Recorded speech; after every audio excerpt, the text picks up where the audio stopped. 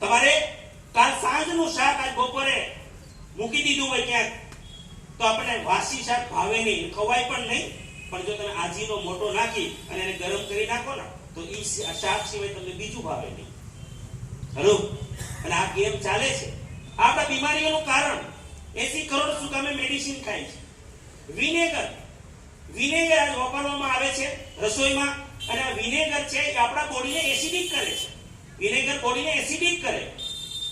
હું એક મેરેજમાં ગયો હતો, એક ડોક્ટર કાનાણી મને ત્યાં મળ્યા અને એને મને કહ્યું કે દિનેશભાઈ, તમે હેલ્થમાં કામ કરો છો, બહુ મહત્વની વાત કહું, તમને કામ આવશે જો સમાજને જગાડવા માટે.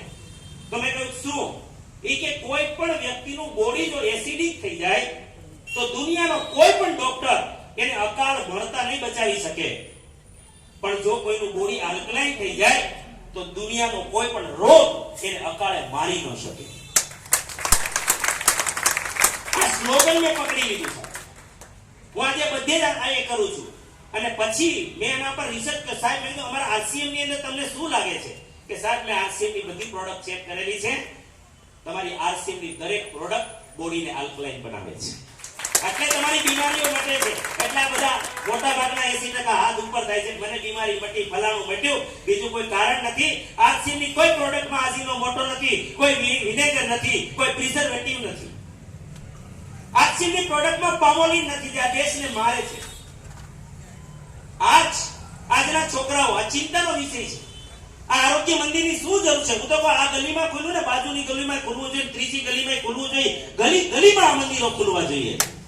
આ તો આરસીએમ પરિવાર પણ હજુ આ મિશનને સમજી નથી શક્યો. હજુ પણ જાણે અજાણે આપણને ધંધો લાગે છે, આ પૈસા કમાવાનું માધ્યમ લાગે છે. આ મોટી ભૂલ છે. હું ખુલ્લે આમ કહું છું. આજ તમને આરસીએમ પરિવારને પણ પાપ લાગશે જો આ પ્રોડક્ટ ઘરે ઘરે ન પહોંચે. તેના પાપના ભાગીદાર આપણે છીએ. શું કામ?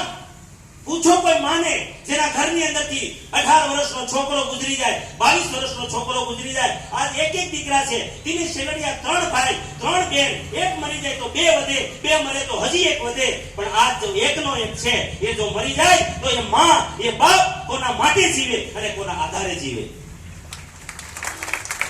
બતાવો જો સમાજ પાસે સોલ્યુશન હોય. અને સોલ્યુશન હોત તો જ મળતા છે ના હોત. આપણે આપણી જાતને ક્યાં સુધી અભિમાનમાં રાખીશું? અને જે લોકો સમજી ગયા છે ક્યાં સુધી અવળા રવાડે આપણે કરતા રહેશું? અરે આરસીએમ પરિવારની જવાબદારી છે. અને કાલે આવનારા 10 વર્ષમાં જો તમે સમજ્યા નહીં અને સિરિયસલી કર્યું નહીં, જવાબદારી લીધી નહીં, તો ભગવાન તમને માફ નહીં કરે અને ઘર એવા ઉજળી જશે કે જેમાં પાછળ રડવાવાળા નહીં મળે. આ દિવસો શરૂ થઈ ગયા છે. અમારા રાજકોટની અંદર 24 કલાકમાં 7 છોકરા અને બધા એક જ હતા. ક્યાં સુધી આપણે આવા સ્વાર્થી રહીશું? ક્યાં સુધી? અને સ્વાર્થી લોકોથી જગત ના બદલાય કોઈ દિવસ. અંગ્રેજો ગયા હતા ને એ સ્વાર્થી લોકોથી નહોતા.